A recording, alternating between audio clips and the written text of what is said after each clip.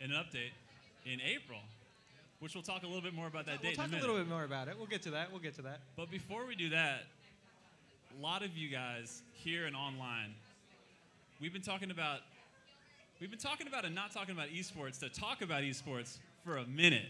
We're talking about esports. We're talking about esports, guys. Let's talk esports. Yo, we're esports. Let's talk about esports now. So we're really excited this year. Yeah. We have a fantastic esports program for you guys.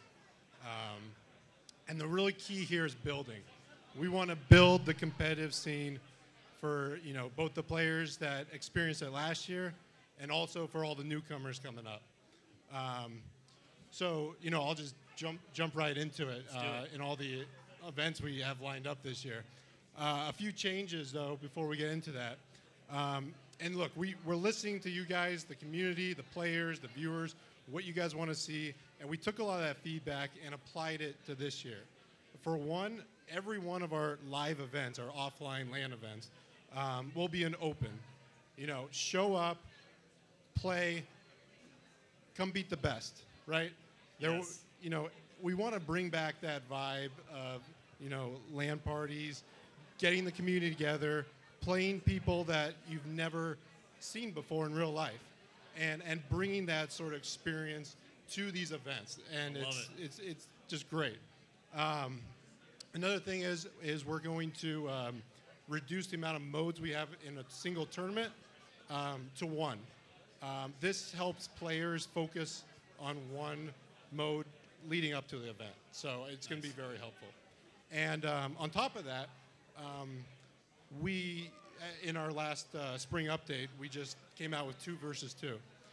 We want to celebrate that by hosting our first event at DreamHack Tours in France. It will, like I said, be a 3-day open tournament, 2 versus 2. And what we'd really like to do from, hear from you guys, the community, the players, the viewers, the spectators, everyone. How do you like 2 versus 2 in this mode? Give us that feedback, and what we'll do is we will use that and then announce the next modes later on around June. But we are 100% committed to this year. DreamHack Tours, $50,000 in May. Then we're following that up at QuakeCon, $200,000 presented by ESL. It's going to be fantastic, really fun event. PGL Studios, we're going to hit that up in October, $50,000 once again. And then we're going to conclude this DreamHack Winter, $200,000. So we have an extremely powerful, really great lineup this year for our offline events. Now, for our online events, in order to build a competitive platform, we need both the online and the offline aspect. Online, we're kicking off our collegiate league with CSL, Collegiate Star League. Sign-ups will start up in May. We're going to host a league that'll attend in June, conclude in July with playoffs. And the top 2 teams, it'll be a 2 versus 2 again. Nice. The top 2 teams will play at QuakeCon with all travel, all expenses paid for. So it's really exciting to jump into the collegiate scene, and have them play Quake. It's going to be a lot of fun. I wish I was and in college it's again. a lot of that. money. In $100,000. college? That's a love for college, man. College that'll, kids? that'll get you through. College. What does that pay for, like a year now? Let's be real. But no, that's going to be great, and it's That's going to be hype. great for the the ecosystem of Quake.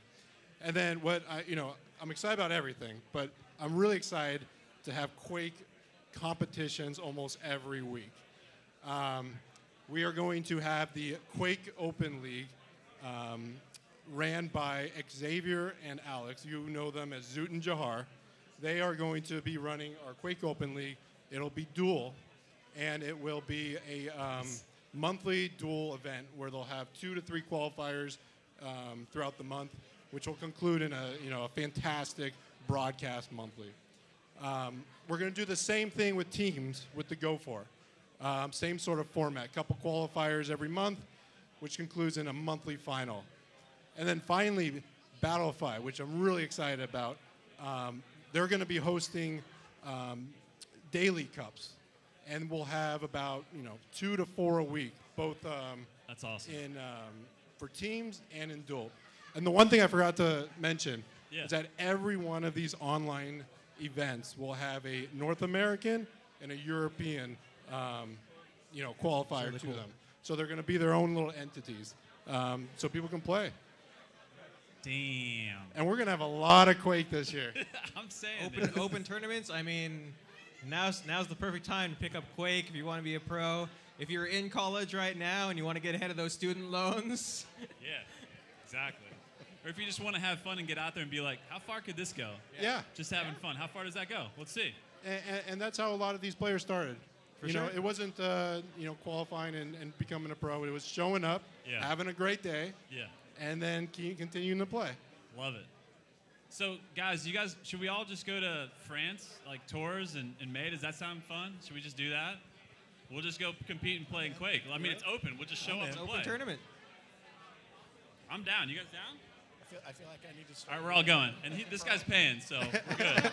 We're good. Yeah, we all sure should we're go. good. So, I think before we go on to other stuff, I mean, obviously with esports, what John talked about